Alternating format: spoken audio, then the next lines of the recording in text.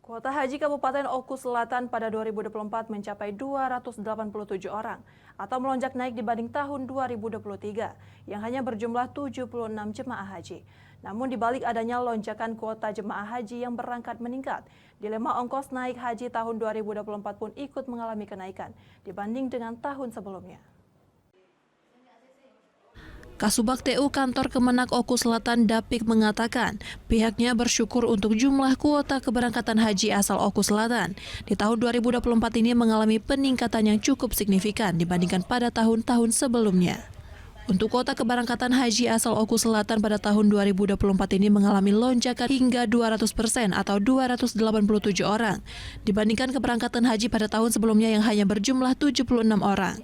Kenaikan kuota keberangkatan haji pada tahun ini berdampak dari pendaftar calon jemaah haji di tahun 2012 lalu, di mana keadaan ekonomi masyarakat pada saat itu sedang mengalami peningkatan. Sehingga jemaah haji yang telah mendaftar di tahun 2012 lalu optimis berangkat seiring di tahun 2024 ini, dengan adanya musim panen raya, kopi, lada, dan sebagainya, hingga berlomba-lomba mendaftar ulang untuk proses pemberangkatannya. Alhamdulillah, kalau untuk tahun ini hampir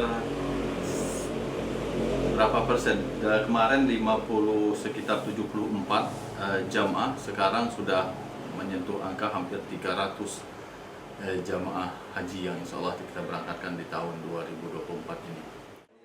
Dari Oku Selatan, Teddy Hendrawan, iNews melaporkan.